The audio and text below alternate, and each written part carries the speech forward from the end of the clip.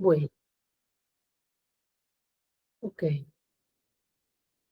Bueno, para hoy tenemos El gato negro y la introducción a la literatura de Estados Unidos. Para esto segundo voy a compartir con ustedes un video de la profesora Andrea Cruz que nos mandó especialmente para este curso, vamos a ir introduciéndonos justamente de a poco en lo que vamos a ver, que tiene que ver con la historia de Estados Unidos y sus comienzos literarios. Primero, a mí lo que me gustaría es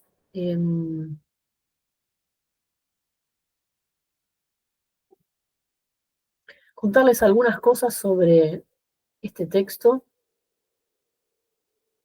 Hay mucho para hablar y por eso tal vez mis silencios hoy tengan más que ver con que voy cambiando sobre la marcha cuál es la mejor manera de ir accediendo. Entonces, hay un texto entre tantas cosas que se podrían leer, porque de acá parte todo lo que vamos a ver después y lo que ha influido o influenciado Poe a tantos que vinieron después, está comenzando todo acá está el germen. Entonces van surgiendo un montón de textos, algunos posteriores, como por ejemplo, no sé si leyeron o les suena el concepto de la noción de lo siniestro de Freud, es un poquito posterior. Sobre lo siniestro hay muchísimo para hablar, está el artículo de Freud que ustedes pueden leer con paciencia, porque es otra época de la lengua y de las traducciones, pero son esos textos con los que ustedes después se van a topar en todo lo que, por lo menos en letras se ve, creo que en todas las materias nos dan lo siniestro, y después sirve un montón para acceder a series, películas, bueno, a leer la realidad, lo cotidiano, muchísimo, para bien o mal, es así, y este es un poco el efecto secundario buscado por este curso, ¿no? Que ustedes se lleven herramientas o afinen y afilen las que ya tienen para leer otros procesos. Entonces, en primer lugar, Los siniestros de Freud se los recomiendo si le pueden pegar una mirada, es importante. Yo voy a reponer algunas cositas, especialmente, en especial vamos a anotar acá el término en alemán, unheimlich.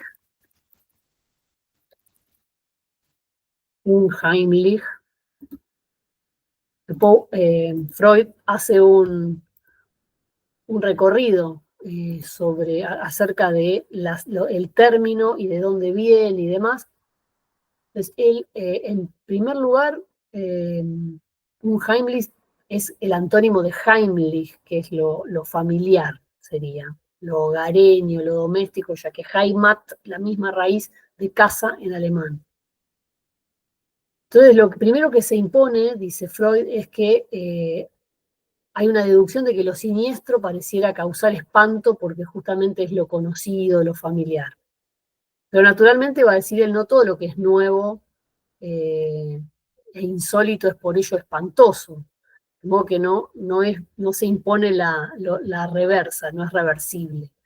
Lo novedoso puede tornarse fácilmente espantoso y siniestro, dice Freud, pero solo algunas cosas novedosas son espantosas, de ningún modo lo son todas. Entonces, ¿qué se podría agregar? ¿Qué es necesario agregarle a lo desacostumbrado para que se torne en algo siniestro? Entonces empieza a hacer un recorrido Freud por algunas obras, autores contemporáneos a él. Dice, cita a Chamizo, que es un escritor, dice que casi le pareció un Heinrich, siniestro, espectral. Desde hacía tiempo me sentía un Heinrich espeluznado, ¿no? Posibles traducciones. Y especialmente él se va a detener en un autor que es Schelling, donde Schelling dice, se denomina un Heimlich todo lo que debiendo, esta es la posta, la que tira Freud, que hay que subrayarla, dice, un Heimlich es todo lo que debiendo permanecer secreto, oculto, no obstante se ha manifestado. Es la que habría que subrayar. Bueno, todo esto lo tienen después si quieren revisar, releer el texto de Freud, Lo siniestro, de 1919. Lo digo y está bueno en algún lugarcito anotarlo porque como les comentaba, esto se va a repetir en nuestro recorrido por estos cuentos que tenemos por delante.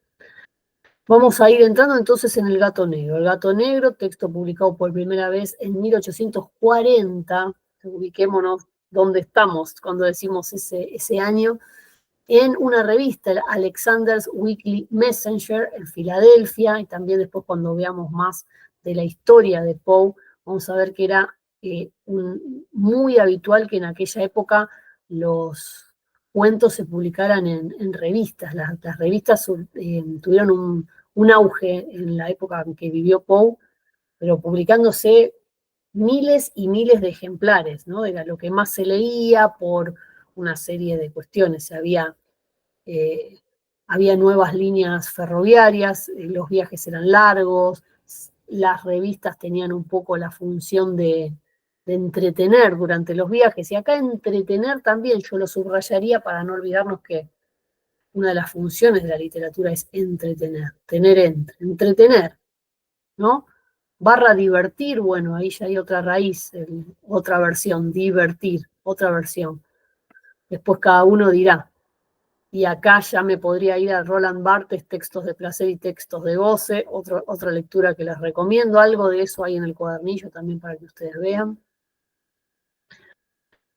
Entonces, si ustedes tienen el texto ahí a mano, con sus subrayados que después me interesa que me cuenten y compartir, podemos empezar diciendo que es un texto habrán usado, me imagino, el recorrido de Lauro Zavala que les propone ahí en el texto que leímos la vez pasada. Es un texto en primera persona, El gato negro.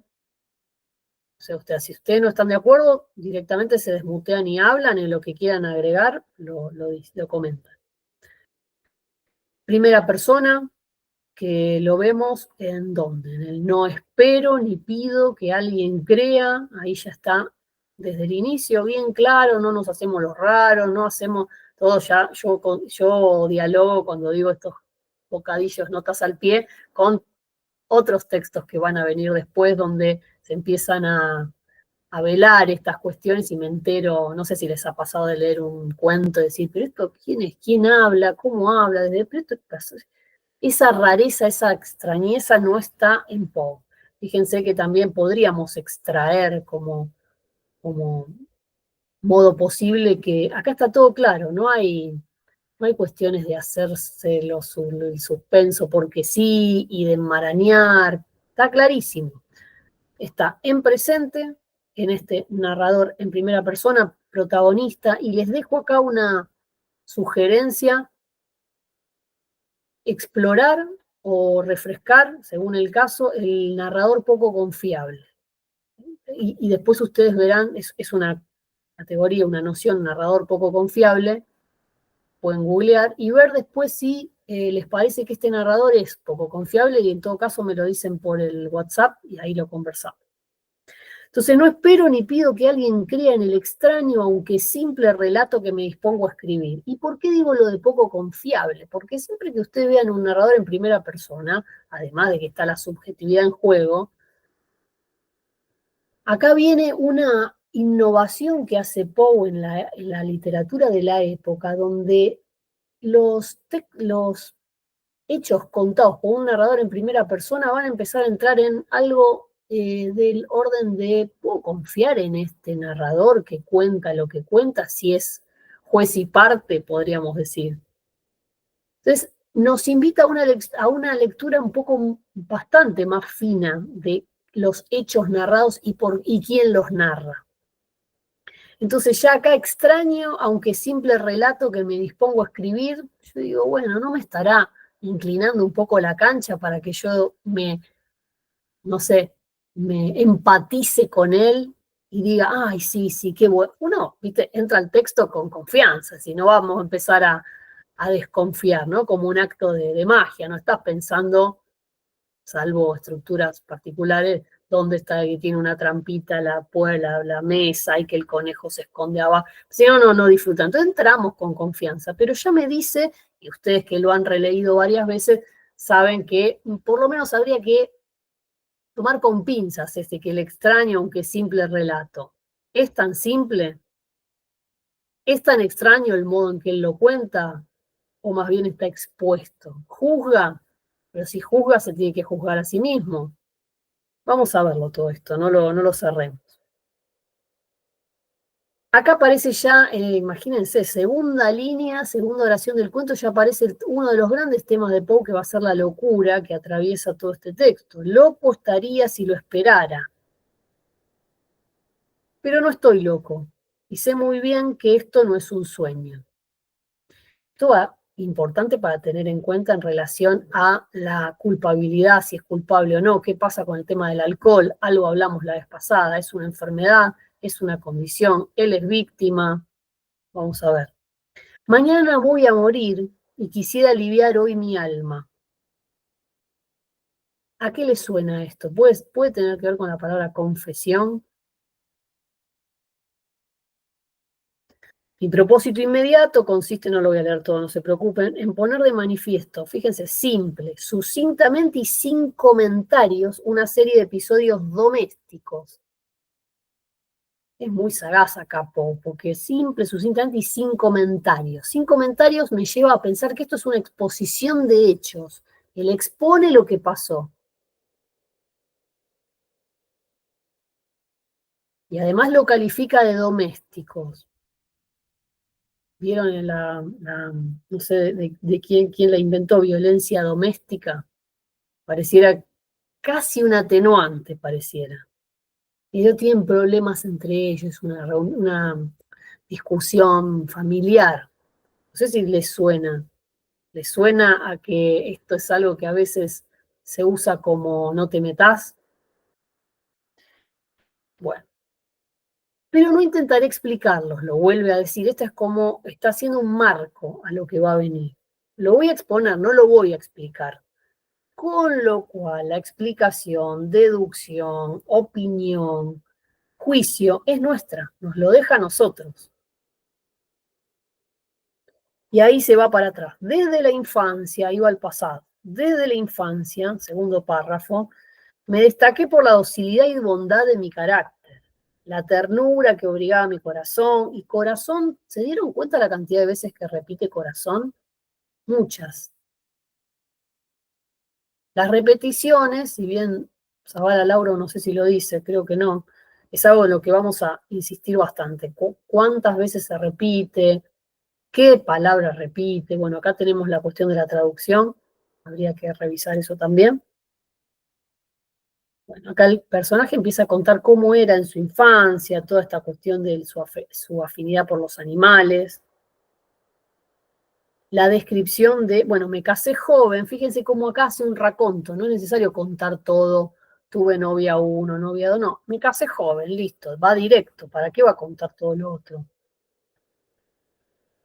Con la esposa comparten sus preferencias y ahí el listado de los animales que tenían en su casa, como pájaros, peces, el perro y un gato. Ahí viene cómo elige enumerar, por qué gato está al final de esa estructura, importante también, la sintaxis.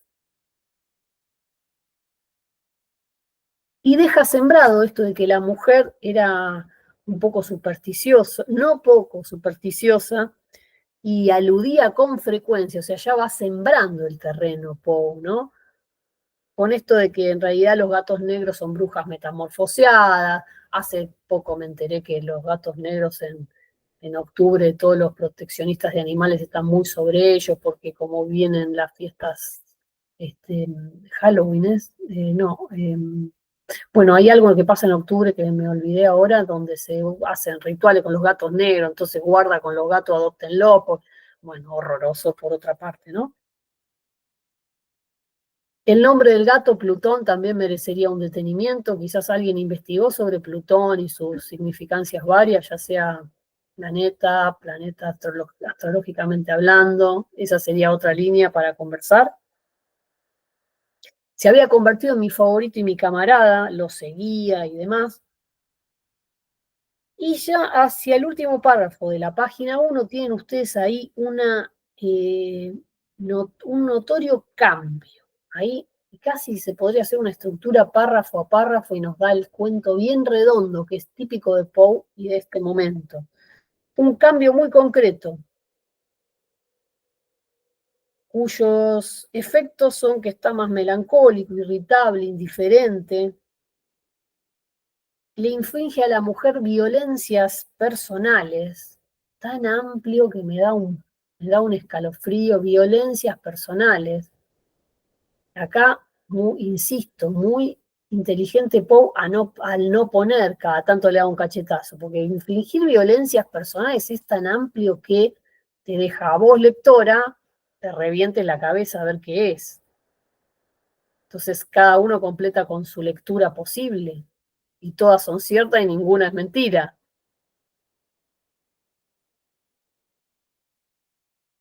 Bueno, el efecto que tienen estos cambios de humor en sus favoritos, dice él, les infringía malos tratos, excepto hacia Plutón, y en ese mismo párrafo es donde ya introduce la cuestión del alcoholismo. ¿Qué enfermedad es comparable al alcohol? Insisto, ¿por qué ponerle enfermedad, no? Algo hablábamos la vez pasada. Si yo digo que estoy enferma, de alguna manera no sonará como cierta justificación.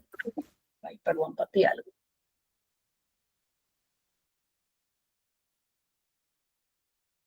Y Plutón empieza a sufrir las consecuencias de su mal humor. Insisto, el narrador poco confiable.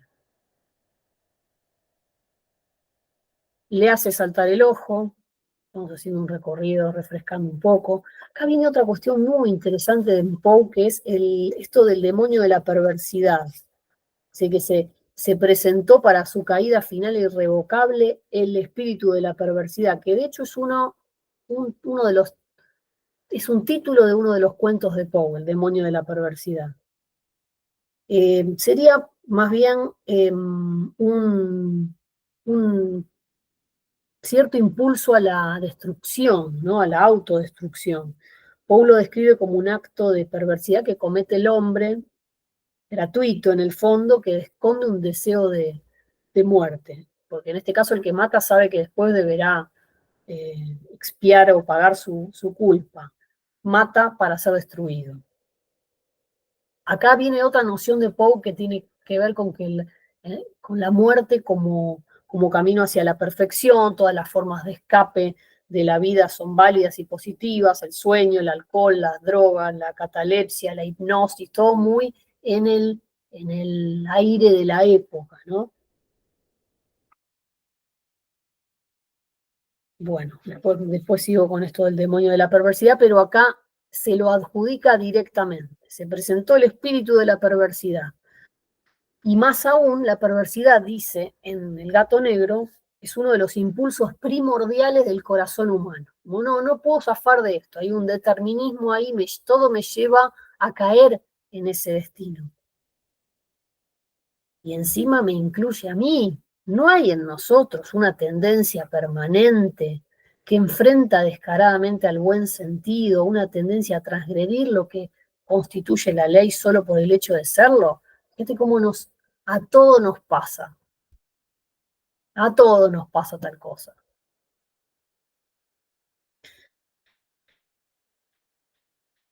Hacer el mal por el mal mismo.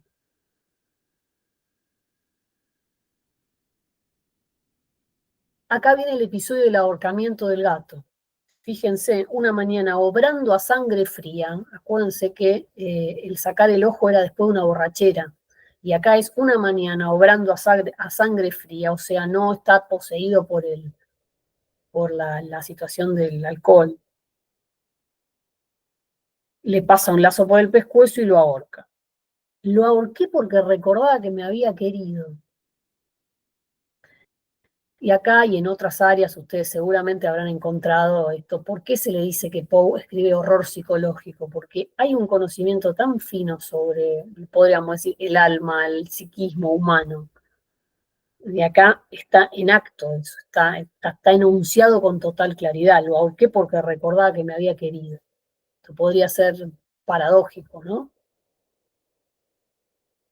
La noche de aquel mismo día en que cometí tan cruel acción me despertaron gritos de incendio. Se incendia la casa, dice que se pierden todos sus bienes terrenales todo queda destruido, abre el paraguas con qué delicadeza, no incurriré en la debilidad de establecer una relación de causa y efecto entre el desastre y mi criminal acción. Casi que se adelanta a lo que podríamos pensar nosotros. Pero estoy detallando una cadena de hechos. Fíjense que nos vuelve, si te olvidaste, te devuelve a que él está haciendo una confesión, aunque no lo dice con esa palabra, pero sabemos que está en una celda contando el pasado. Yo narro los hechos. Bueno, gente, la imagen del gigantesco gato que se queda como ahí, como él dice, en bajo relieve, y justo en la zona donde estaba la cama, la cabecera de la cama, y hay una soga alrededor del pescuezo del animal. Se autoexplica, hace hipótesis en el párrafo siguiente, que sería el primer párrafo en sí mismo de la página 3. Hace hipótesis, bueno, de alguien debe haber cortado la suela, debe haber tirado el cadáver del gato y quedó impreso en la pared, el amoníaco del cadáver, la acción de las llamas, bueno, hace hipótesis en torno a por qué apareció esa imagen. Y se destranquiliza, o sea, se quiere tranquilizar, pero no se intranquiliza, mejor dicho, quedó satisfecha mi razón, ya que no mi conciencia. También eso es muy delicado, muy fino. Durante muchos meses no pude librarme del fantasma del gato que se parecía, sin serlo, su sentimiento se parecía, sin serlo, al remordimiento. ¿Vieron cuando alguien dice, eso es interesante para quienes son pacientes o psicoanalistas, ¿no? Del propio discurso. No, no te puedo decir que estoy angustiada, estoy rara. Es decir, bueno, no te puedo decir, pero te digo, acá me hace acordar a eso, ¿no? Se parecía sin serlo al remordimiento. O sea, ¿tener remordimiento o no? Interesante. Ya lo dijiste en todo caso, ¿no? Si estuviésemos en el diván, nos diría, ya dijiste remordimiento, ahora fíjate, ¿no? Como te traigo a qué te pasa a vos con remordimiento. Bueno, el episodio en la taberna, donde ve al otro gato, que en este caso es un gato muy grande, tan grande como Plutón, pero que tiene un detalle que es el pelo blanco en el pecho, ¿no? Acá este otro gato prefigura una cuestión que también es muy de Poe, que es el tema del doble. El doble, también llamado doppelganger, que hay literatura al respecto muy interesante de los alemanes, por ejemplo. Acá ya empieza a hacerse un poco divergente esta cuestión entre lo que pasó, como dicen los hechos, y no habrá otra explicación no racional a todo esto. Son como dos lecturas posibles de este cuento. Y pronto la historia se repite porque vuelve a sentir en sí una antipatía hacia ese animal. Su marcado cariño por mí me disgustaba y me fatigaba. Siente la amargura del odio. Muy gradualmente empieza a sentir ese odio y a huir en silencio. Ahora, ¿cuál es el detalle que lo hace odiar, lo hace aumentar su odio? Justamente otro descubrimiento que lo liga con el gato anterior, que es el gato es tuerto. Bueno, eso a su vez, ven cómo engancha una cosa con otra. No hay nada, no hay cabos sueltos acá. Descubre que es tuerto. El hecho de que sea tuerto, como el gato anterior, hace que ese gato cobre mayor simpatía a los ojos de su propia mujer. Hay una alianza, de algún modo.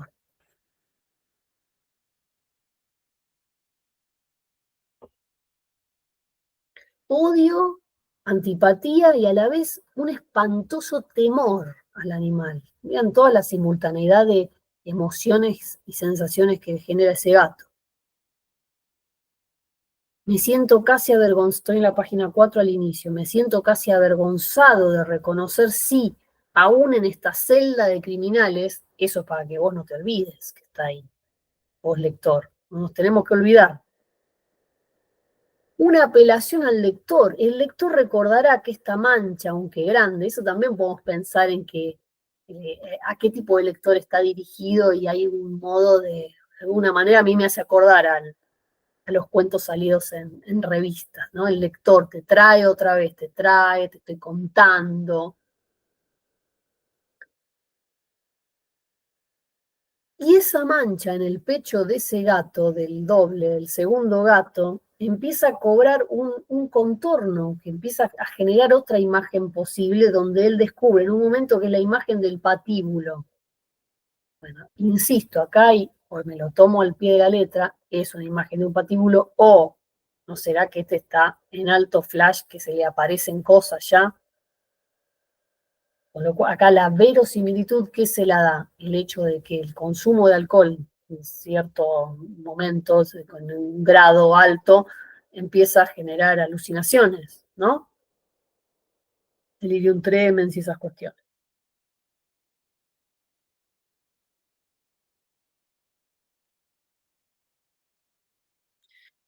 Y la responsabilidad puesta en el gato, pensar que una bestia era capaz de producir tan insoportable angustia en un hombre creado a imagen y semejanza de Dios, casi como desmarcándose de la responsabilidad sin duda y también de el hombre es un ser superior. Sin embargo, ¿quién es el superior realmente acá? Hay una cuestión de amo, esclavo, el gato y los poderes del gato, ya sea los poderes físicos concretos o más allá de lo racional, ¿no? Se acentúa su maldad, la melancolía crece, cada vez más mal humor. Mi pobre mujer que de nada se quejaba llegó a ser la habitual y paciente víctima de los arrebatos de ciega cólera. Y viene el episodio del sótano, donde él va a hacer unas cosas junto con la mujer, el gato se interpone, la mujer quiere detener el hacha que va a caer sobre el animal y el hacha cae sobre ella, ¿no? Para que caiga muerta a sus pies sin un solo quejido, ustedes se puedan imaginar el tenor de ese golpe, ¿no? La violencia con que ese golpe eh, sucedió. Y acá viene una cuestión de muchísima despliegue de todo lo que era elucubración y auto eh, justificación, hipótesis, todo un mundo muy mental. Acá viene la acción, y la acción absolutamente fría, de hecho lo explicita así. Cumplido este espantoso asesinato, el espantoso ahí está el narrador poco confiable, porque ya no cierra el espantoso. Me entregué al punto y con toda sangre fría la tarea de ocultar el cadáver. Acá viene acción tras acción. Era imposible sacarlo, algún vecino me podía observar. Modo de deshacerse del cadáver, ¿qué hago? Lo descuartizo, quemo los pedazos, arrojo al pozo del patio, cago una tumba, lo meto en un cajón, llamo a un moto que se lo lleve.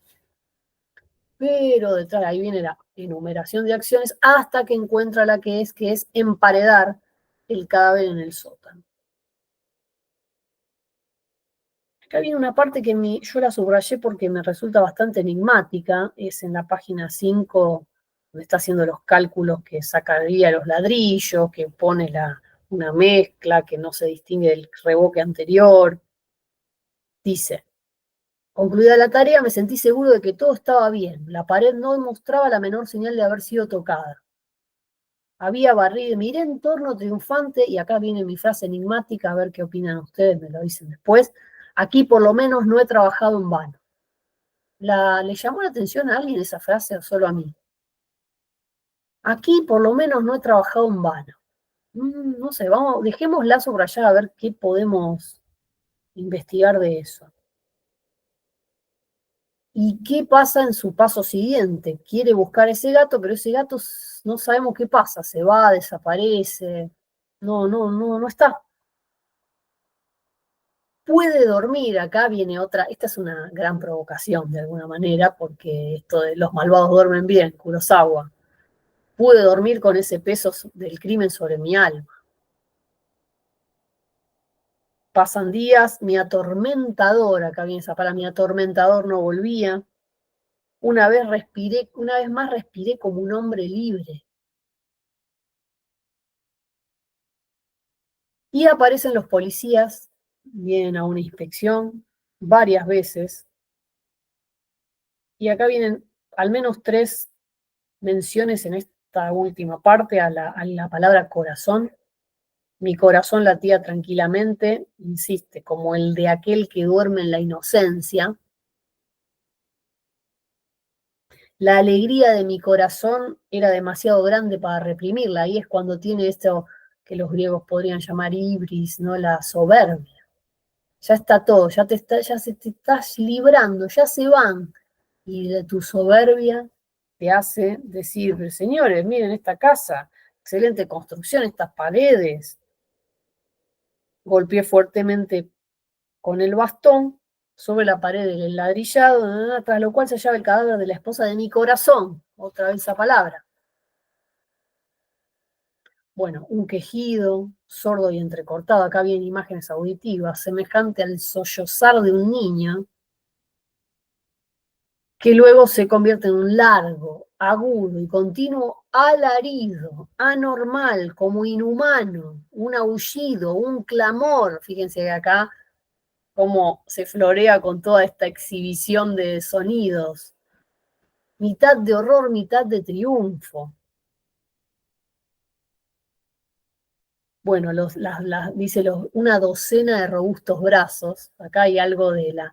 Ahora les voy a leer otra partecita de un análisis donde está, parece que los brazos y la descomposición del cadáver son los brazos de los policías los que rompen la pared, brazos desprovistos de cuerpos, parece. Y Poe no escatima detalles sobre ese cuerpo que encuentran, como dice, ese cadáver, ya muy corrompido y manchado de sangre coagulada, que aparece tras la pared, y sobre la cabeza, con la roja boca abierta y el único ojo como de fuego, estaba agazapada la horrible bestia cuya astucia, ¿y de quién es la astucia acá?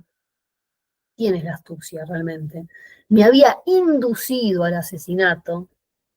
No hay palabras porque sí en Poe, cuya voz delatora me entregaba al verdugo, había emparedado al monstruo en la tumba. Y acá cierra todo redondito, porque ese gato que no sabíamos dónde estaba y él tampoco, aparece de algún modo tras esa pared junto con el cadáver de la mujer.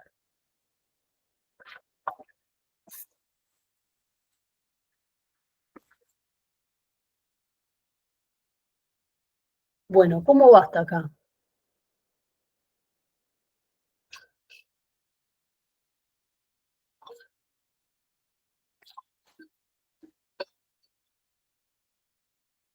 Bueno, No sé si Corazón delator vino antes o después, pero está.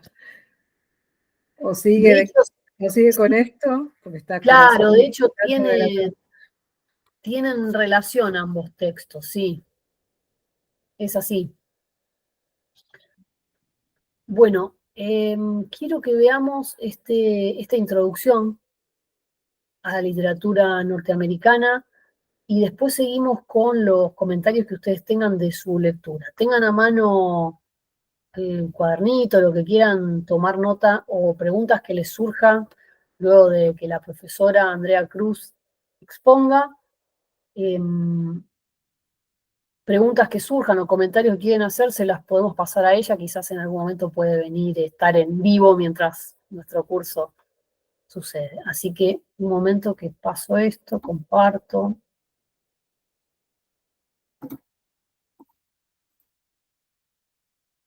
Y si llega a surgir algún inconveniente técnico, que no se escuche o pase algo, ustedes directamente se desmutean y hablan, por mí, si no, no tengo forma de darme cuenta si la transmisión está bien y demás. Entonces acá están viendo, ¿ya apareció?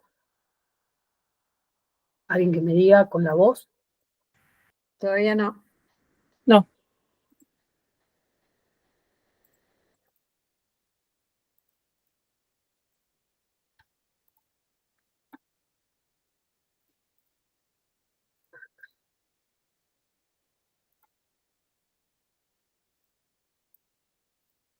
Cuando aparece me dicen.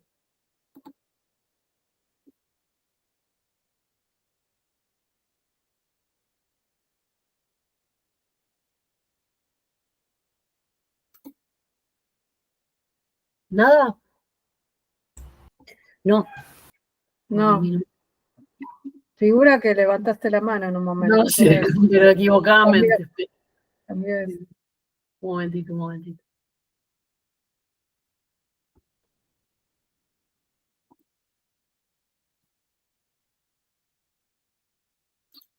La introducción a la literatura de Estados Unidos. No, pero esperen, un momentito, un momentito. A ver ahí.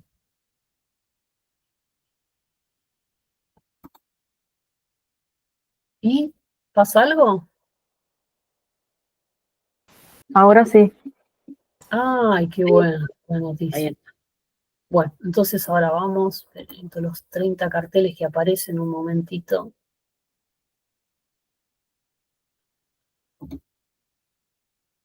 Mi nombre es Andrea Cruz y tengo el honor de contarles un poco cómo fueron los comienzos de esta literatura que ha enriquecido tanto.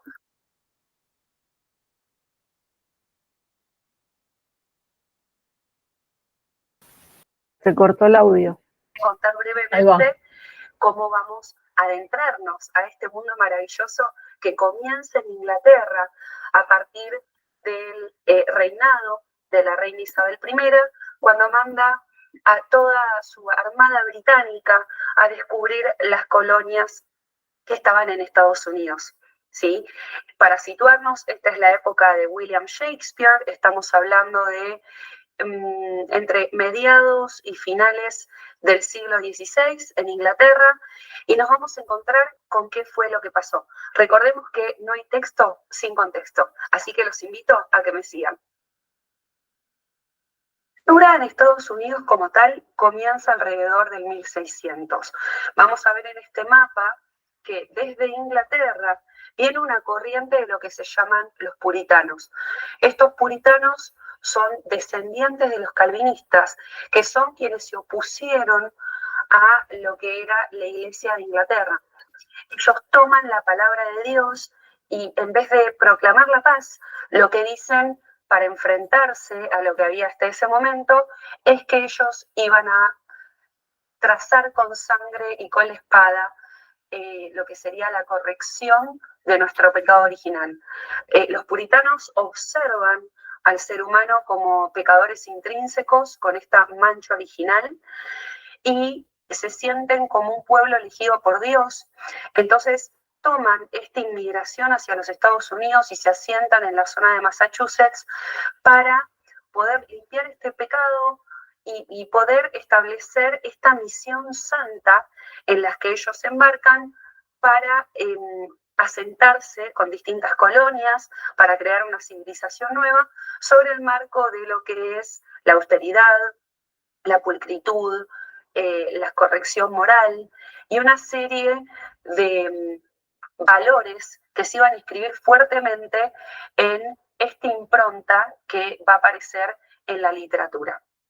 Entonces, como podemos ver, está toda esta corriente de los puritanos que están llegando a esta zona que muestra el mapa y se hacen estos asentamientos. De aquí van a aparecer las grandes mentes y los grandes literatos que nosotros conocemos. Podemos ver en este mapa, vamos a ver los asentamientos desde Inglaterra y desde las distintas regiones del sur, del centro y del norte que migran hacia la región de Massachusetts. No nos olvidemos que los puritanos son llamados protestantes con la sangre que les hierve por este deseo de violencia para corregir este pecado original. Los puritanos creen en lo que es la predestinación. Creen en que nuestras almas de por sí están condenadas al infierno y ellos van a labrar una batalla con sangre, fuego y espada en contra del diablo que se manifiesta en su caso como los deseos impulcros a partir de lo que se considera en la palabra de Dios como distintos pecados. Estos son los orígenes, como pueden ver, de los puritanos asentados en la zona de Massachusetts. Podemos observar en estas imágenes, los puritanos se consideran como estos protestantes de sangre que les hierve y no van a dudar en prender fuego literalmente a aquellos que no quieran convertirse o que se opongan en su camino. distintos tipos de torturas o de flagelamientos sobre la plaza pública van a ser una característica de este pueblo, que además va a basar su sistema educativo en un pueblo sumamente instruido y leído, pero siempre teniendo en cuenta que se lee la palabra de Dios. Y esto va a tener una impronta religiosa sumamente importante en estos orígenes de la literatura norteamericana, en particular de Estados Unidos. Por otra parte, tenemos que saber que los puritanos fueron los que después terminaron deviniendo en los primeros capitalistas que se generan en Estados Unidos en los siglos subsiguientes. Entonces, esta idea de predestinación, de que si uno no está elegido por Dios como pueblo santo y se embarca en esta misión sagrada para combatir al diablo, va a estar sumamente presente, y esto va a trazar todo lo que es que todos los puritanos y todos estos asentamientos van a buscar esta rectitud y que todas las personas estén instruidas. Así que la religión, al igual que en otros países, juega un rol fundamental. Aquí aparece en particular lo que les estaba comentando sobre esta lucha entre Cristo y Satanás, y van a aparecer estos primeros libros y clásicos de la literatura puritana en los Estados Unidos. En 1630 tenemos las plantaciones de Plymouth. Previo a eso van a encontrar la historia de New England o de la Nueva Inglaterra en Estados Unidos por John Winthrop. Y como les comentaba acá, esto es desde el 1639 a 1649, que es una especie de diario que él lleva sobre todo lo que fue esta colonización. O sea, esta impronta de colonización de Inglaterra a Estados Unidos va a trazar a este continente de lo que sería América del Norte, y en particular a este país que es gigante.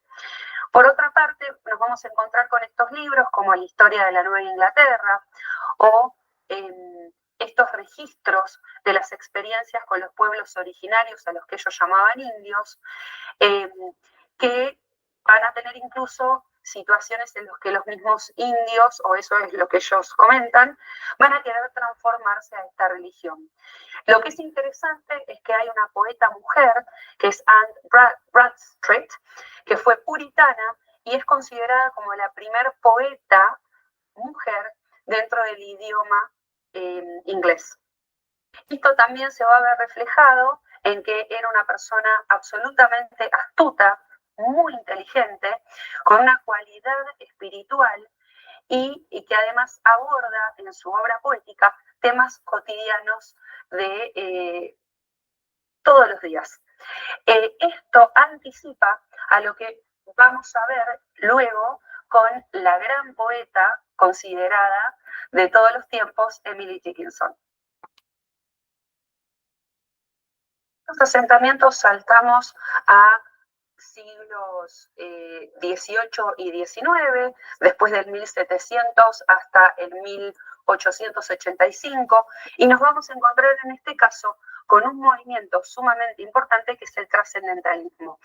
El trascendentalismo también deviene en la caída del puritanismo, en corrupción de la parte moral, y esto lleva a que grandes eruditos, que por supuesto eran hombres que podían acceder a la educación universitaria del momento, se replantearan una búsqueda interior para exaltar el culto a lo individual y al individuo y para celebrar el ser.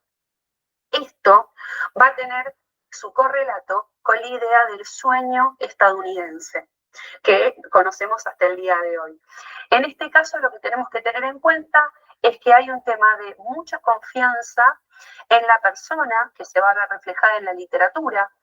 Va a haber una necesidad de las personas de alejarse de las grandes ciudades y estar en un mayor contacto con la naturaleza, que también sigue la línea del romanticismo en Inglaterra, por ejemplo, con William Blake, Wordsworth y Coleridge, que son muy conocidos. Por otra parte, vamos a ver estas grandes figuras aquí en Estados Unidos que va a buscar alcanzar este sueño. O sea, si bien ha evolucionado, esta impronta puritana se transforma para alcanzar una introspección y una filosofía con valores nuevos. Como exponente máximo del trascendentalismo aparece esta persona que fue sumamente importante para trazar y delinear ensayos con los valores máximos de este movimiento, que es un movimiento filosófico que deviene también en literario y en una reflexión profunda sobre la cualidad inherente del ser humano como un ser bueno, pero que está en estado de deprivación. Hay una tensión en este movimiento entre algunos autores que vamos a ver ahora en esta búsqueda de cumplir este sueño estadounidense.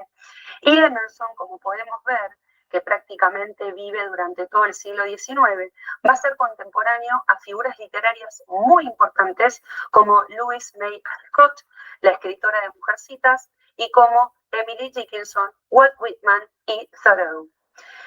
Emerson lo que plantea es una serie de ensayos y pertenece al círculo de los eruditos universitarios, en el que plantea esta visión del rol del académico y del intelectual, el rol de la autoconfianza y el autoconocimiento y de experiencias inefables a través de la meditación y de la contemplación que van a llevar al ser humano, al alejarse de la ciudad y estar consigo mismo, en un estado de disolución y un estado de lo que conocemos nosotros como estado alfa, ¿sí?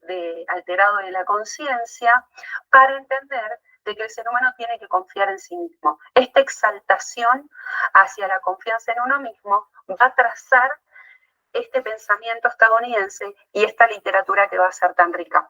Dentro de los ensayos más conocidos de Emerson, como les dije, tenemos lo que es la autoconfianza, después tenemos el ensayo de la naturaleza, el ensayo de los eruditos y el rol del erudito en la sociedad, y por supuesto el rol del poeta. Esto sigue la concepción romántica de Inglaterra sobre un poeta con un escalón por encima del resto de la humanidad, que es una suerte de poeta y de comunicador entre el cielo y la tierra. Entonces, podemos ver cómo Emerson va a tener una vida sumamente activa como intelectual, y lo curioso de esto, vamos a ver, es que cuando él va a la casa de Emily Dickinson, ella decide no encontrarse con él en una de sus conferencias. Después vamos a hablar sobre eso al respecto.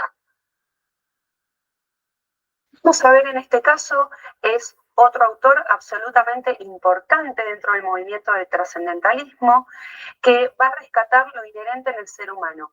Pero este autor va a adoptar una postura sumamente política frente a la sociedad y va a resaltar el derecho de la desobediencia civil, que es uno de sus ensayos.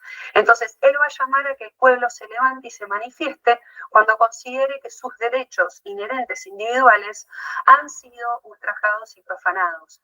Por otra parte, va a escribir otro texto, que en alemán se pronuncia Walden, que tiene que ver con la presencia y su exilio y aislamiento y reclusión en el bosque. Thoreau fue contemporáneo a Emerson y ha marcado esta idea de la celebración del ser, de la bondad del espíritu y de la exaltación del ser humano con todos sus derechos civiles como parte de una sociedad y de un Estado que también tiene que responder a sus propios derechos. Nos encontramos con una figura absolutamente emblemática y muy importante para la literatura de Estados Unidos, para nuestra comprensión de lo que es la contracara y la crítica al puritanismo. Tenemos la presencia de Nathaniel Hawthorne, que fue un autor sumamente importante que trabajó en la parte burocrática del Estado, hasta que no lo toleró más, se alejó y comenzó a escribir. Su obra más famosa es La letra escarlata, en el que plantea la visión de la mujer en desmedro del resto de los ciudadanos y de la concepción del pecado y de la hipocresía de una sociedad puritana que estaba en decadencia. En esta obra él refleja esta decadencia, esta última parte, y también nos vamos a enterar de que Hawthorne era un descendiente de estas familias que se asentaron y que fueron a colonizar este sector de Estados Unidos. También tiene otra serie de cuentos muy interesantes en el que se va a empezar a reflejar la aparición de la ciencia, los vínculos y la complejidad entre el hombre y la mujer, temas de sexualidad y más femeninos sobre qué sucedía con la menstruación de las mujeres durante los matrimonios. Y creo yo que lo más brillante es la manera en la que él tiene de crear en La Letra Escarlata estos personajes arquetípicos que representan el sufrimiento humano en su máxima expresión y los valores exaltados de la bondad y de la maldad, que ustedes deben estar familiarizados y familiarizadas con, por lo menos con este texto con respecto a una película. Hoffman es un autor, tanto en sus novelas como en sus cuentos, altamente recomendable para entender esta concepción puritana y este decaimiento de la última parte del puritanismo previa a la aparición y también sentando las bases del trascendentalismo.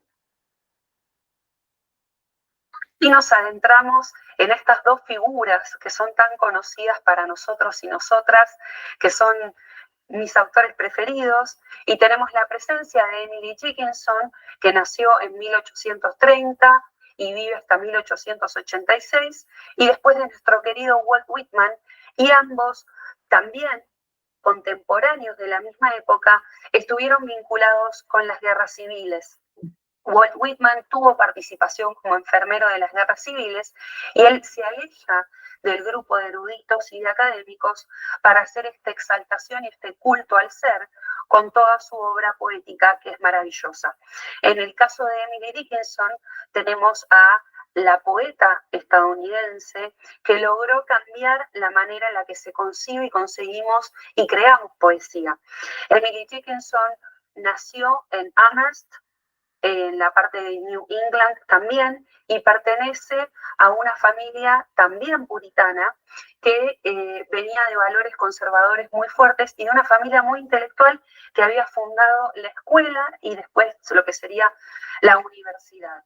Tanto su abuelo como su padre eran abogados, crearon esta escuela, eran personas sumamente respetadas y seguían los valores conservadores de la sociedad que se esperaba de la época.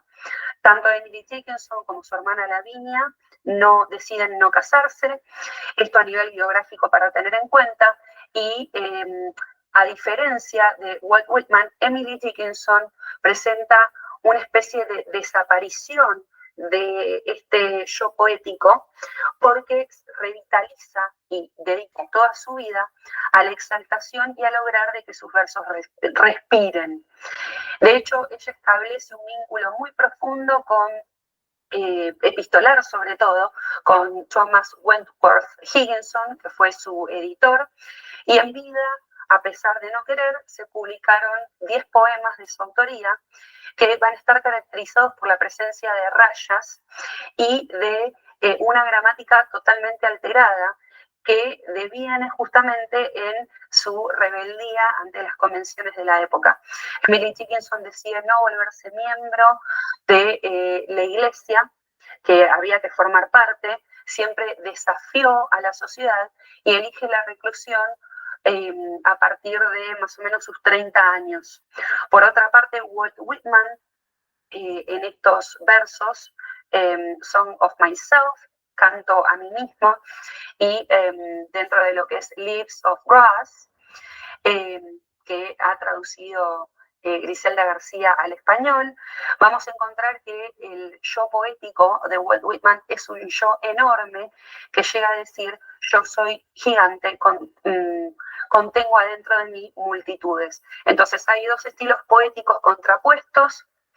Van a ver más de este tema de Walt Whitman, pueden preguntarle a Griselda, mientras versos muy compactos, muy económicos en el lenguaje empleado, sumamente elípticos y difíciles de entender, incluso para personas nativas de la lengua inglesa, tanto estadounidenses como ingleses.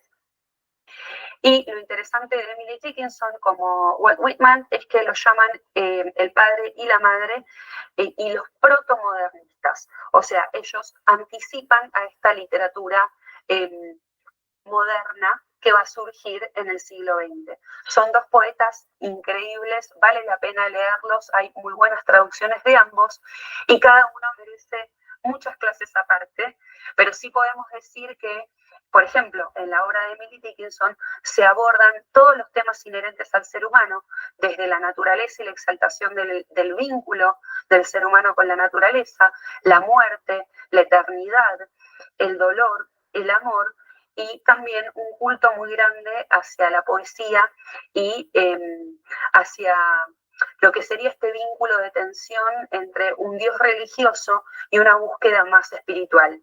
Por otra parte, Walt Whitman presenta esta imagen de esperanza y de unión y de comunidad en sus versos. Y tenemos a una gran autora también, contemporánea de Emily Dickinson, Louisa May Alcott, que es nada más ni nada menos que la escritora de Mujercitas. A toda una generación, o varias generaciones, desde que se publicó este libro, que ella escribió en algunas semanas en un apremio para salvar las deudas familiares de su familia, Louisa muestra a través de sus escritos y desde la literatura los valores exaltados de la familia de esta época del siglo XIX de los Estados Unidos y representa en el mundo literario a una figura femenina que responde a un público ávido por la lectura, a un público y a un grupo, como se decía en ese entonces, de señoritas que querían novelas. En esta novela, en la que se relatan las historias de distintas hermanas, se puede ver la presencia de la guerra civil, de un matriarcado adentro de la casa, de cómo estas mujercitas dejan y abandonan la niñez en una estancia de pobreza para llegar a la adultez, cómo van evolucionando los vínculos intrafamiliares y también los valores de ser solidarios y valores también más bien religiosos de poder ayudar a los que menos tienen.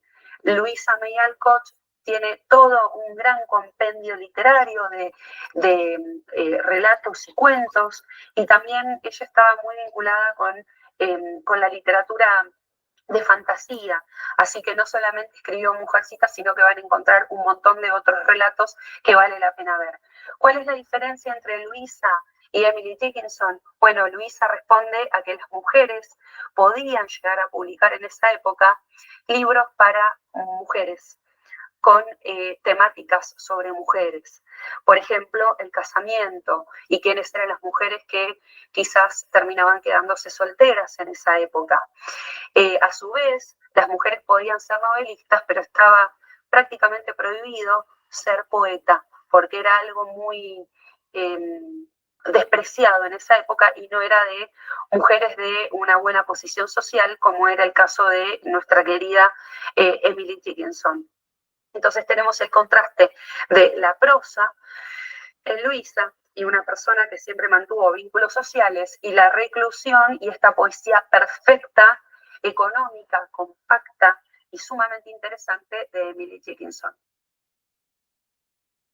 Nos adentramos a la contracara de este trascendentalismo marcado por Thoreau, Emerson y Whitman, y podemos ver a los considerados románticos oscuros. Estos autores son muy conocidos por nosotros. Tenemos la presencia de Edgar Allan Poe, Nathaniel Hawthorne, que ya hemos visto, y Melville, Henry Melville. Entonces, lo que vamos a ver en este caso es que Melville se va a diferenciar de sus contemporáneos porque va a abordar una postura más existencialista, haciendo cuestionamientos sobre la condición de ser humano en una época en la que ya estaba surgiendo el capitalismo y en la que se alienaban a las personas. Estos tres autores tienen una obra literaria sumamente interesante y cada uno merece una clase aparte, pero sí, para que sepan, son los que son considerados como estos románticos oscuros porque presentan lo que se quería tapar a través de la literatura, es decir, el costado más oscuro del ser humano con sus mezquindades o con sus complejidades, en el caso de Melville, ante una sociedad que da la espalda por una visión capitalista en pos de seguir este sueño estadounidense. encontrar entonces con Edgar Allan Poe, que también vivió 40 años, y vamos a verlo aparte, en el siglo XIX. Edgar Allan Poe más que nada es conocido por su obra, entre tantas otras cosas, que es la filosofía de la composición. Él explica lo que es un poema perfecto. Edgar Allan Poe tiene una obra sumamente vasta de cuentos que abordan el género de lo gótico. También se lo va a considerar como el creador de las historias de detectives, de este género que indaga en la oscuridad del alma del ser humano y que nos ha atravesado a nosotros como lectores y también como sociedad. Sin embargo, la obra poética de Edgar Allan Poe es sumamente exquisita porque tiene una perfección absoluta, por ejemplo, en el poema que es The Raven o El Cuervo, o los poemas que él le ha dedicado a su amada muerte. Hay una obsesión en torno al tema de la muerte en Edgar Allan Poe, y él ha tenido también una vida muy mítica y muy trágica que lo llevó a morir a los 40 años de edad. Ha hecho contribuciones sumamente importantes para todo nuestro continente y también para el resto del mundo. Pero lo que define a su obra justamente es lo que sería el principio del doble que va a atravesar la obra de Edgar Allan Poe, este tema de lo gótico, del misterio, de asesinatos, de tener muchas veces en ficción, ¿sí?, en sus relatos, narradores en primera persona que no terminan siendo objetivos. Hay una exaltación de la ambigüedad que genera un texto abierto que hace que el lector tenga que analizar en detalle. Su obra es una obra de realmente una persona que tiene genio, un genio en la literatura. Y bueno, esto lo ahondaremos mucho más en las próximas clases. Y ahora nos vamos a encontrar con Henry Melville, que es un autor que ha marcado muchísimo nuestra literatura. Y Henry Melville es muy conocido por su novela de Moby Dick, que demuestra esta caza de ballenas y las ballenas como bestias, que se las mataba, pobrecitas, para sacarles el aceite que tenían adentro del cuerpo, y con esa grasa podían encender faroles, velas, etc. Melville va a mostrar a través de su obra literaria sumamente vasta, con sus narradores, esta condición nihilista, existencialista y más oscura del ser humano. Así tenemos, por ejemplo, el caso de Bartleby, el escribidor, que justamente, como dice, es un cuento de Wall Street. Este es un texto sumamente interesante, que se puede encontrar muy bien traducido al español, en el que se plantea esta idea de preferiría no hacerlo, de una persona que está al borde de dejarle de importar su vida por una sociedad que le da la espalda y que mira hacia otro lado ante el sufrimiento, ante el hastío, ante esta cosa nihilista que puede devenir en perder la propia vida. Este autor es un autor que es espectacular. Los textos que uno lee de este autor realmente marcan todo nuestro mundo interior por la riqueza que tiene el lenguaje y también por los temas que aborda, que son sumamente sociales. Y por último, en esta primera parte, nos vamos a adentrar en el mundo literario también de una gran escritora estadounidense que, como pueden ver, nace a mediados del siglo XIX y vive hasta comienzos del siglo XX. Tenemos a Kate Chopin, que es una mujer que se casó con el dueño de terrenos de plantaciones de algodón. En la obra de Kate Chopin vamos a observar este vínculo que deviene entre los hombres y las mujeres y las tensiones adentro del matrimonio. Kate Chopin en su obra muestra a través de los libros, las narradoras sobre todo, esta necesidad de liberación femenina y de ver al matrimonio muchas veces como una cárcel. Entonces, en distintos libros y en distintos cuentos, se van a ver instancias de infidelidad, se van a ver instancias de sufrimiento femenino, de esta predestinación al estar casada, de que el matrimonio no es lo que parece, e incluso romances extramatrimoniales. Kate Chopin fue una autora muy prolífica, fue censurada en su momento, empezó a escribir porque tenía muchos hijos y tenía que darles de comer, pero realmente historias como el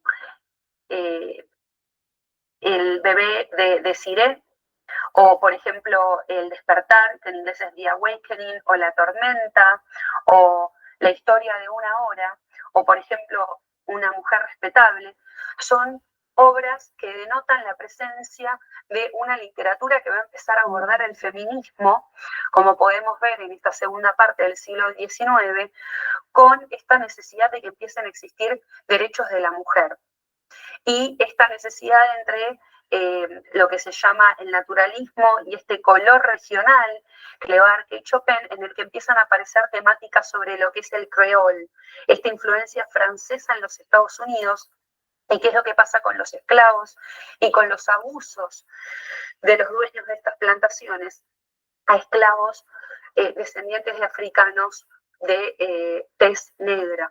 Entonces todo esto se ve en esta obra literaria tan prolífica, y es una autora que es sumamente apasionante. Último, para llegar hasta esta autora, hemos trazado desde las colonias que se asentaron como dijimos, en el sector de Massachusetts, en Estados Unidos, a partir del 1600, y llegamos hasta el siglo XX, y hemos visto desde esta primera poeta puritana, Anne, hasta después, por ejemplo, la presencia de Emily Dickinson, o de novelistas como Louise May Alcott, o incluso novelistas y cuentistas como Kate Chopin, y a su vez grandes poetas, pensadores y escritores como Edgar Allan Poe, Emerson, Thoreau, Henry Melville y Walt Whitman. Cada uno refleja estos valores que tienen que ver con este sueño estadounidense, con esta confianza en este mundo interior y con esta necesidad de desafiar esta situación imperante. Vamos a concluir esta primera instancia con esta frase de D.H. Lawrence, que es un escritor inglés y que es el abordaje que van a tener con la profesora Griselda García y también conmigo cuando me vean, que es el siguiente: nunca confíen en el que les cuenta, siempre confíen en el relato. La función del crítico es salvar el relato del artista que lo creó. Entonces, las y los invito en estas clases en las que siguen a que nos volvamos críticos literarios y a que evaluemos y analicemos el texto por lo que el texto nos da, teniendo en cuenta el contexto, teniendo en cuenta a escritores contemporáneos, teniendo en cuenta qué es lo que el texto nos va a revelar a través de la riqueza de las palabras y de también la selección lingüística que va a tener la marca registrada de cada autor.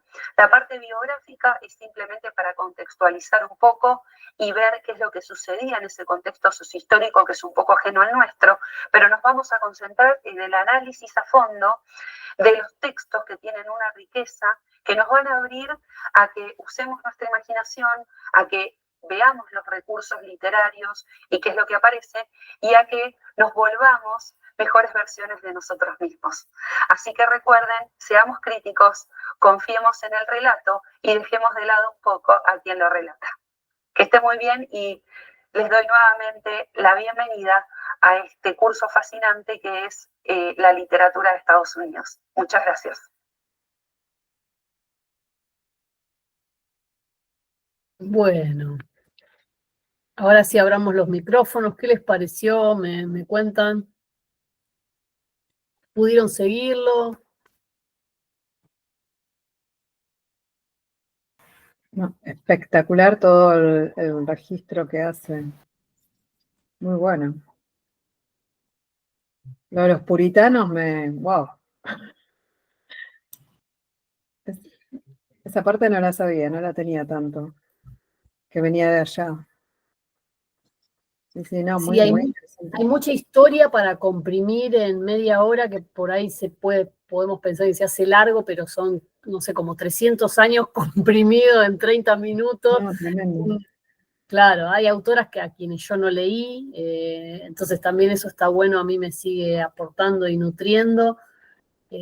Por ejemplo, me dieron ganas de ver o volver a ver, no sé si la vieron, La Letra Escarlata. Uy, sí, hay tantas, sí. Claro, Hay cual ganas de verla. claro. Pero sí, a mí me gusta, la verdad vos habías comentado algo la primera clase, a mí me gusta saber la historia, eh, a veces sí, no, pero creo que con estos escritores que ya son parte de un clásico, que forman algo, está bueno saber qué pasaba a nivel social, qué pasaba con ellos, cómo fue, un poco de su biografía, de dónde viene todo eso, ¿no? Ujú. Para mí está bueno. Yo tengo una pregunta, bueno, pero no sé perdón, si no dejo Es hablar a mis Sí, compañeras. ahí pasamos. ¿Es para mí la pregunta o para la profesora Andrea? Porque depende de lo que si es No para... sé, ¿Lo para podés las hacer? dos, hay algo que me quedó pensando en esto del narrador poco confiable. Porque antes habías dicho que se daba generalmente a la primera persona, pero cuando nos cuentan un relato también, ¿no puede ser un narrador no confiable? Si es en primera Capaz que persona. es una pregunta media tonta, mía, perdón. Pero vos decís Cuando- un relato literario o en la vida. No, en un texto, en una ficción. O sea, la pregunta sería si el narrador no confiable se da solamente cuando el texto está en primera persona. Sí, O sea, sí, casi solamente, por o sea, definición. Sí, porque hay casi por textos, definición tienen que ser narradores en primera persona. Hay alguno que otro en segunda o tercera, pero en su mayoría son en primera persona. mm, Pero, o sea, pero bueno, está por qué bueno para creerle investigar. sí o sí? Mi planteo es por qué creerle sí o sí a un tercero que me está narrando un hecho, o sea, Y bueno, eso es interesante para investigar el no narrador sé. omnisciente, el famoso llamado narrador en tercera persona omnisciente, porque desde cierto momento en la literatura se considera que ya no hay, vieron que se dice el narrador omnisciente, todo lo ve y todo lo sabe. Bueno, desde cierto momento, que habría que precisarlo bien, ya se considera que no hay nadie que todo lo sepa y todo lo vea y todo lo oiga, entonces ya entra en crisis esa idea de ese tipo de narrador. Hace un año o dos hice una clase especial con un profe de especialista en literatura alemana en Santa Fe que vino a dar sobre narrador poco confiable. Si a ustedes les interesa, lo puedo convocar de nuevo. Dio un corpus de 3 cuentos, creo Uy, que qué era uno bueno. de Henry James, uno de un autor santafesino, Enrique Buti, que se los recomiendo, y algo más, no me acuerdo ahora si fue Poe, para hablar de narrador poco confiable. Muy interesante porque ya después de eso no volvés a entrar tan inocentemente a ciertos textos. O sea, yo les creo a todos, ¿viste? Yo entro y les creo a todos. Les creo todo Igual lo que está bien, está bueno en una primera lectura creer todo, porque es lo que decía de la magia, no estamos pensando dónde está el conejo. Pero en las relecturas, ahí, Ok. mirá acá esto. Bueno, no sé tampoco, ahora nos queda re corto el tiempo, lo lamento, vamos a tener que seguir la próxima, pero me quedo con ganas de saber las lecturas de ustedes. Así que hagamos esto. Continuemos un poquito con lo que les pareció este recorrido de Andrea o preguntas que tengan para ella o lo que quieran comentar, que tenemos 5 minutos y la próxima seguimos.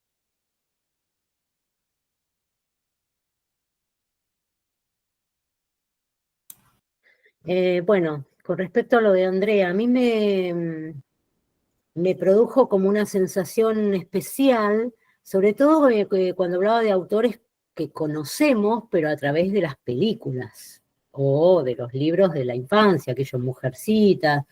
Eh, Cuando yo vi La Letra Escarlata o cuando leí Mujercitas no tenía ni la más remota idea ni de quién lo había escrito, ni de dónde venía, ni de cuántos años atrás venía esa historia, ¿no?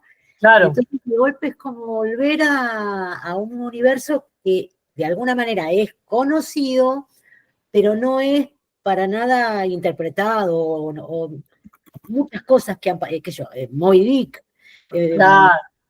muchas cosas que las tenemos más por el cine de la infancia, adolescencia, más que por los libros. Entonces es como volver y de otra manera, ¿no? Porque ya estamos grandes y porque además hay otro tipo de análisis. Eso es lo que yo rescato y me parece maravilloso de la exposición de Andrea. Qué bueno. No salió, al principio ella contaba que ella es licenciada en lengua inglesa y pues justo hubo el problema este del sonido, y es una profe que está haciendo ahora un doctorado, creo, o algo así en Inglaterra. Trabaja especialmente investigando la figura de Emily Dickinson y estamos haciendo un trabajo de traducción de poemas de Emily Dickinson muy único, único en el sentido de que tenemos acceso, gracias a ella, a profes nativas de inglés que conocen el estado de la lengua en que Emily escribía. O sea que además ya hay que saber del inglés de la época de Shakespeare y ciertas particularidades. Es muy fácil caer, no me quiero extender mucho, en errores en la traducción, no por no conocer la palabra, sino por, no sé, les pongo un ejemplo concreto. Nosotras tradujimos, hay un poema que dice, we play at paste. Paste, que buscamos, resulta que podría ser una especie de arcilla, podrías decir cerámica, bueno, pero no, mejor arcilla, resulta que nada que ver, es un juego que hacían en la época de Emily con no sé qué cosa. Entonces ahora nos lo empezamos a tomar con calma porque decimos acá hay que investigar muchísimo e investigar, por suerte en este momento toma la figura de poder consultarle a alguien, que no siempre es fácil tener acceso y quién te va a dar bola, decir, hola fulano, ¿me puedes ayudar con eso? O sea, no, olvídate. Entonces ya que ella tiene acceso a estos profes y especialistas en el inglés de Emily, estamos ahí como, bueno, hay que hacerlo, solo que a otro ritmo. Y bueno, entonces quizás más adelante nos venga a hablar de algo sobre Emily, que es una poeta muy fascinante, de difícil acceso por momentos, porque no sé si la han leído en algún momento, tiene poemas muy breves, donde hay cuestiones metafísicas que no entendemos. Si les va bien con el no entender, van a comprender mejor desde otros lugares. Así que sí, en mi caso Mujercitas también, que lo he leído de chica, y ahora digo, bueno, ¿cuánto más hay en próximas lecturas? Seguramente podré desplegar mejor. Y la época, ¿no? Contextualizar una época. Si se acuerdan, Mujercitas, los anhelos de cada una de las hermanas, ¿no? Casarse, la otra la solitaria, la que leía, la que estaba muy pegada a la madre. Bien, configuran verdaderos arquetipos de funciones, entre comillas, femeninas, o tradicionalmente adjudicadas a las mujeres.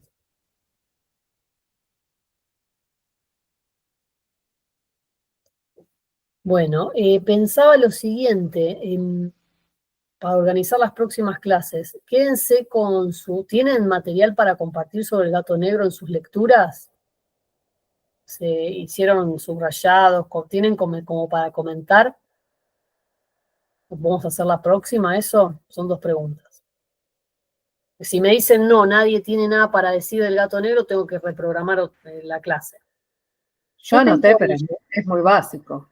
Yo tengo ideas generales, no tengo subrayados puntuales. A mí lo que me pasó es una cosa muy loca que lo quiero comentar. Yo lo empecé a leer de este libro, lo leí, y lo leí completo, a pesar de la dificultad que me da la letra chiquitita. Y ayer, digo, voy a ver la traducción de Cortázar. Y otra experiencia completamente distinta. Pude ahí, de lo que hablamos siempre, ¿no? Del tema de la importancia de la traducción, yo lo experimenté en carne propia porque no sé quién es el traductor, no lo conozco, yo no conozco mucho, se llama Piñeiro, J. Piñeiro, y parecen cuentos diferentes. ¡Wow!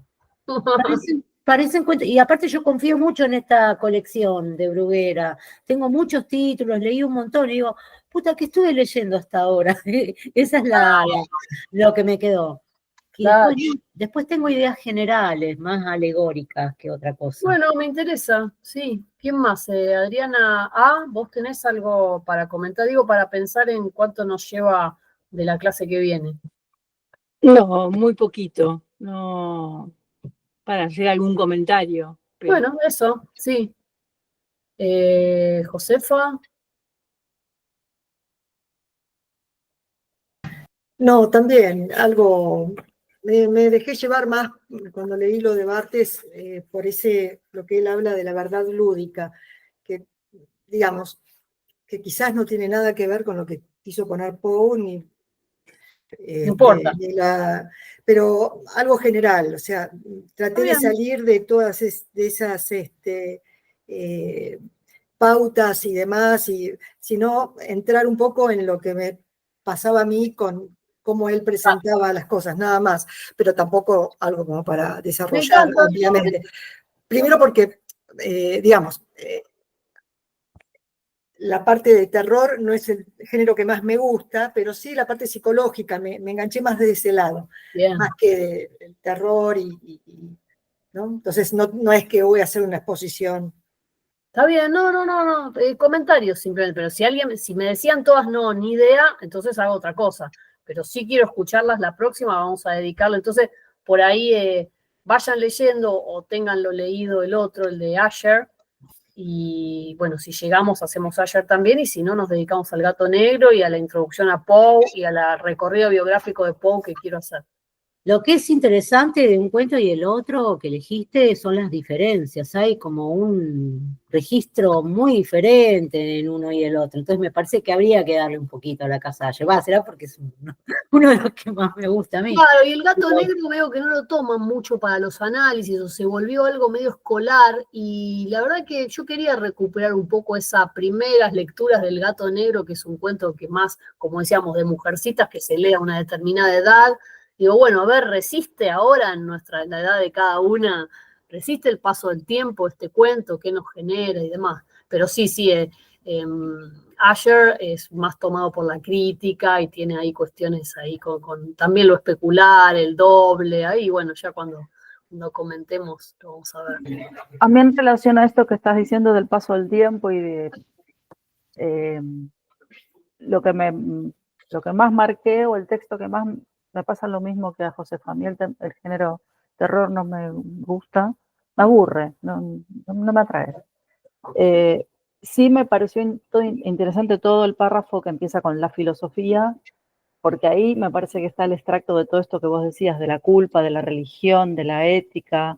En ese párrafo, que es bastante largo, me parece que está concentrado todo esto que él piensa, más allá del cuentito, digamos, de lo que él relata, ¿no? Del asesinato del gato.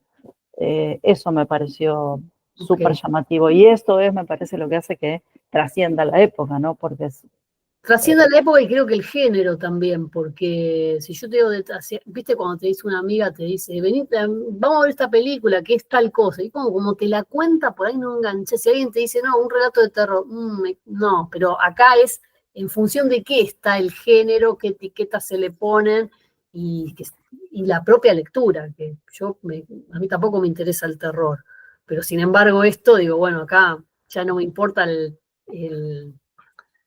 la categorización, digamos, ¿no? No, quería mostrarles por último, para no sacar más tiempo, a ver si se ve, se ve que es una de esas ilustraciones de este libro mío, que es, ahora les muestro por fuera el libro, que eso es de papel Biblia, un libro que yo leía de chica que tiene muchísimas páginas, todos los cuentos de Poe, y este tipo de ilustración, cuando había poca ilustración y las que había eran muy puntuales, lo que genera es algo muy distinto ahora que es, bueno, imperio de la imagen, todo es imagen, ya en desmedro del texto, y fíjense que, bueno, es un tipo de trazo bastante especial de los libros de ese momento, y no mucho detalle en los rasgos y demás, pero eso creo que es lo que posibilita y permite que la imaginación vuele, ¿no? Este libro, vean que, no sé si ubican, bueno, ya tiene el lomo, este tipo de libros así medio rojitos, bueno, y que quería compartir eso con ustedes. Bueno, gracias por la atención a ustedes. La clase queda grabada, como saben, por si quieren revisar algo.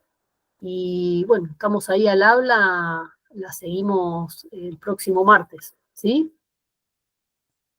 Nos vemos. Más gracias. Nos vemos. Gracias. Gracias. Chao. Hasta la próxima.